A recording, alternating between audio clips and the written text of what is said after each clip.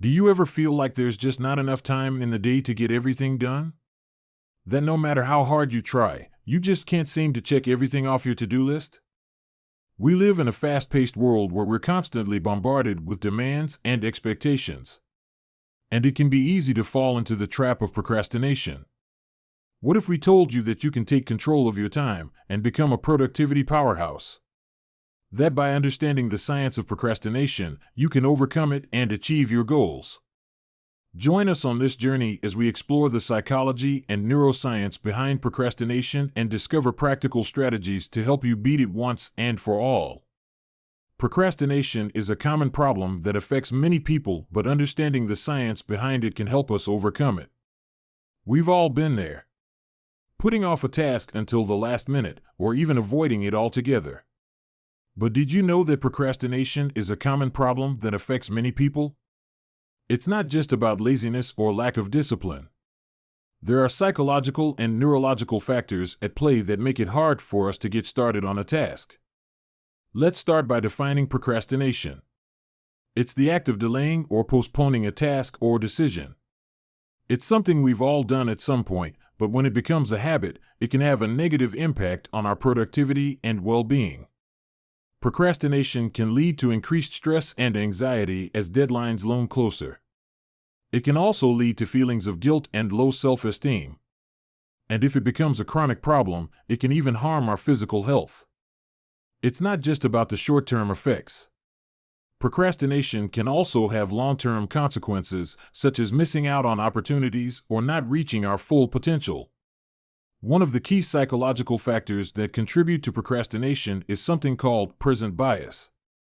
It's the tendency to prioritize short-term rewards over long-term benefits. When we're faced with a task, our brains tend to weigh the immediate pleasure of postponing the task against the delayed satisfaction of completing it. And often, the immediate pleasure wins out. Present bias isn't just about procrastination. It can also manifest in other areas of our lives, such as overspending or overeating. And it can be a significant obstacle to achieving our goals and reaching our full potential. Another psychological factor that can contribute to procrastination is fear. Specifically, the fear of failure or the fear of success. The fear of failure can cause us to avoid a task or decision altogether, as we're afraid of not being able to do it well or of not getting the desired outcome. On the other hand, the fear of success can also be a factor in procrastination. It's the fear of taking on new responsibilities or of having to live up to expectations. We might put off a task because we're afraid of what will happen once we complete it and succeed. So far, we've looked at the psychological factors that contribute to procrastination, but let's dive deeper and take a look at the neuroscience behind it. Specifically, the brain regions involved in decision-making and impulse control. The prefrontal cortex is responsible for planning, decision-making, and goal-directed behavior. It's also involved in impulse control, which is essential for overcoming procrastination. The basal ganglia, on the other hand, is responsible for automatic or habitual behavior. It's where our brains store information about the rewards associated with certain tasks and behaviors. The anterior cingulate cortex is responsible for monitoring conflict and errors, and it's also involved in impulse control. It helps us to focus on a task and to tune out distractions. In addition to the brain regions we just discussed, there are two other neural networks that play a key role in procrastination: the default mode network and the executive network. The default mode network is active when our minds are at rest, and it's responsible for spontaneous thoughts and mind wandering. It's also associated with the feeling of being in a state of flow or in the zone. On the other hand, the executive network is responsible for focus, attention, and goal-directed behavior. It's what helps us to stay on task and to tune out distractions. When we procrastinate, the default mode network can take over and pull us away from the task at hand. It's like our mind is being hijacked by spontaneous thoughts and distractions. In addition to brain regions and networks, certain neurotransmitters also play a role in procrastination. One of the key players is dopamine. Dopamine is often referred to as the reward neurotransmitter, as it's released when we experience something pleasurable. It's also involved in motivation and goal-directed behavior. When we procrastinate, the release of dopamine is delayed or decreased. This can make it harder for us to get started on a task, as we don't feel the same sense of motivation or pleasure. Other neurotransmitters, such as serotonin and norepinephrine, also play a role in regulating mood, stress, and impulse control. And imbalances in these neurotransmitters can contribute to procrastination. Now that we've looked at the psychological and neurological factors that contribute to procrastination, let's explore some strategies for overcoming it. One effective approach is time management techniques.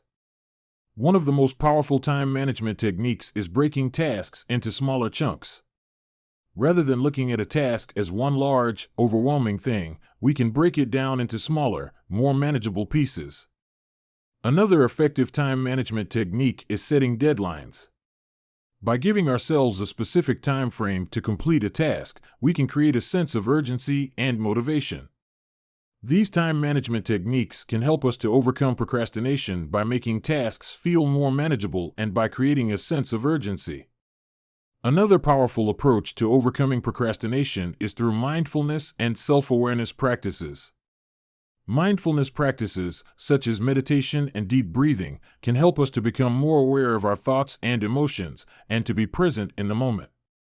This can help us to overcome present bias, which is the tendency to prioritize short-term rewards over long-term benefits. By developing self-awareness, we can learn to recognize negative thoughts and patterns that contribute to procrastination, such as perfectionism, fear of failure, and fear of success. And we can learn to reframe these thoughts in a more positive way. Another effective strategy for overcoming procrastination is through the use of rewards and incentives. Rewards and incentives can help to motivate us to complete tasks by providing a sense of accomplishment or pleasure. Setting up a reward system for completing tasks can be a powerful way to overcome procrastination.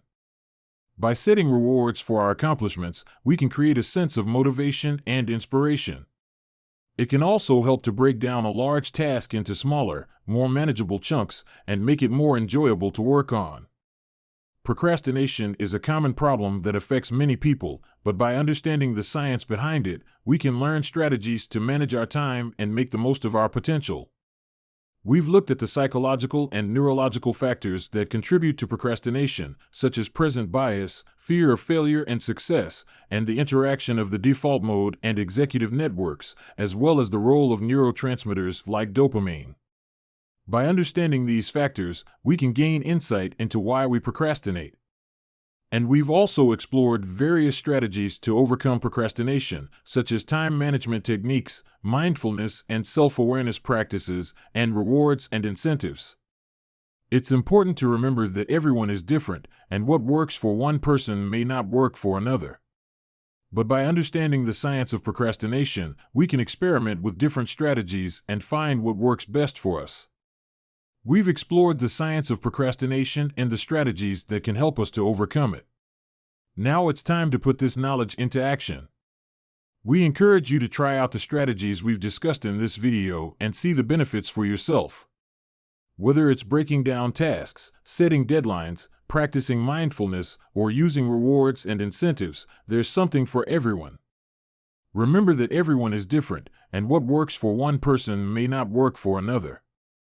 But by experimenting with different strategies, you can find what works best for you and take control of your time and reach your full potential. Take action today and start overcoming procrastination. You'll be surprised at the difference it can make in your life.